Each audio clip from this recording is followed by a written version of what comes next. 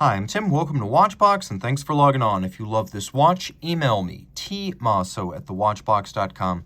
Your purchase and pricing email question line for buying these or any watches you see on Watchbox platforms. Reach out to me directly for pricing, tmosso@thewatchbox.com.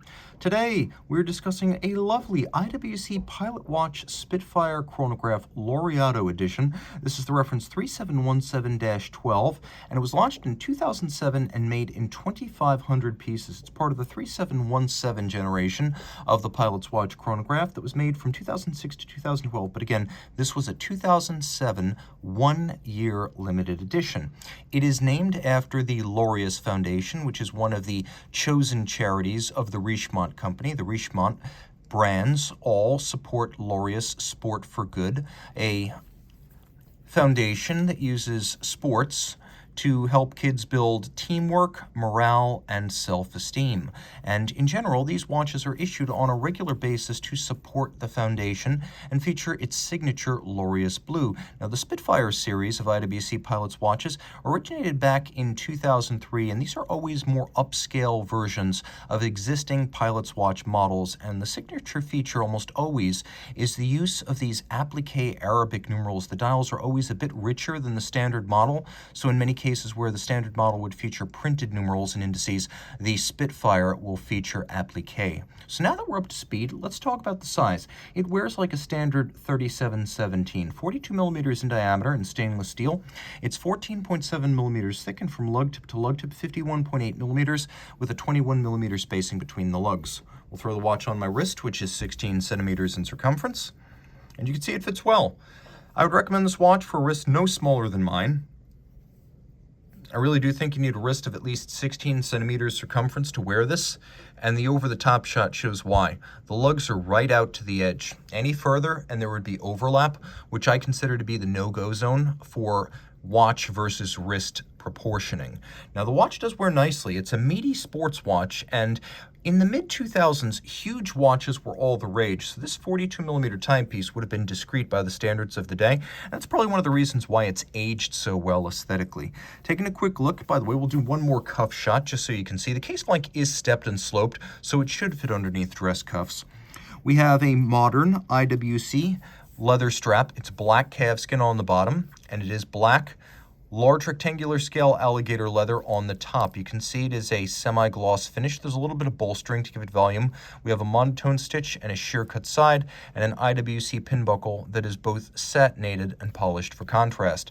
And you could say the same about the case, though the polish is spare. You can see that there are some polished bevels along the shoulders of the lugs and the case band, and then there's a very narrow polished lip at the edge of the bezel.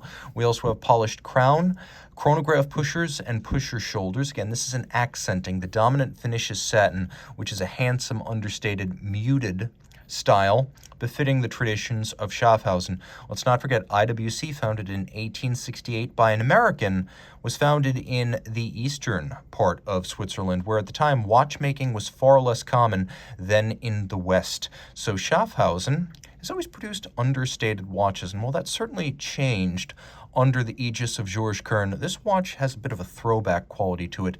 Matte dial, matte case, simple numerals, highly legible. It is stylish, and it is a luxury product, but you can see its utilitarian roots in real aviation watches made by IWC during the 20th century. On the dial side, we can see that the bezel is somewhat stepped in from the case band. This creates an apparently thinner watch. It's the same thickness, but it looks thinner. We have a screw-down crown. The watch is 60 meters water-resistant, and with a screw-down crown and a 60-meter rating, as long as you put the watch on a water-resistant strap, you can use this watch for surface swimming. Broadsword hands for hours and minutes. We have a little bob counterweighted Lancet seconds hand. We have the Spitfire style applique indices and vertically arrayed Arabic numerals. You can see that there's a chaptering outboard that can be used for reading seconds, minutes, and fractions of seconds with the chronograph. And then we have a concentric pattern underpinning the hour track. And then the center dial is a brushed concentric blue metallic with sunken subregisters, each of which has its own concentric pattern. We have a red 30 at the top of the chronograph minutes register. Now the watch is powered by a modified, IWC modified and upgraded Valjoux 7750. I just want to roll it through to make sure we're not in the date change danger zone. Also allows you to see the chronograph hours register in numeral 12. The watch is a 7750 that has been highly refined by IWC. Now one of the standout features of any 7750 is, although it uses a cam for function cycling, it uses an oscillating pinion to engage the chronograph, which is like a very, very, very fine meshing type of lateral clutch that has very little inherent play. When you start it up, press and hold, and it's about as smooth as a vertical clutch. That's one of the advantages of an oscillating pinion, and it's one of the reasons why F. Journe, for example, generally uses oscillating pinions on his high-end lateral clutch chronographs, such as the chronograph monopoussoir.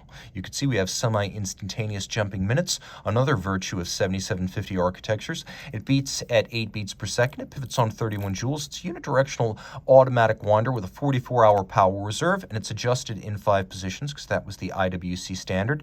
Note that we have hacking or stop seconds. We also have a double quickset. In the intermediate position, one direction for the date, one direction for the day.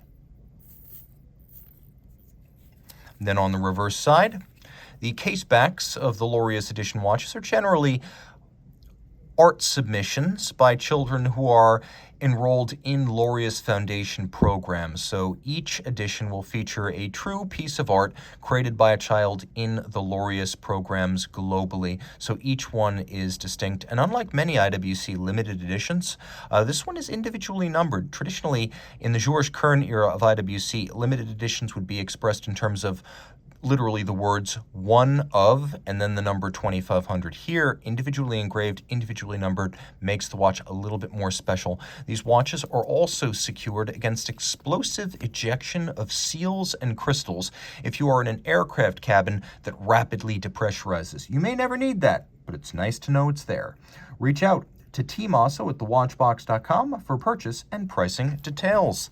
But before we go, I got to remind you, it is incredibly well loomed, right down to the sub-registers. Reach out to Team Mosso at thewatchbox.com for pricing.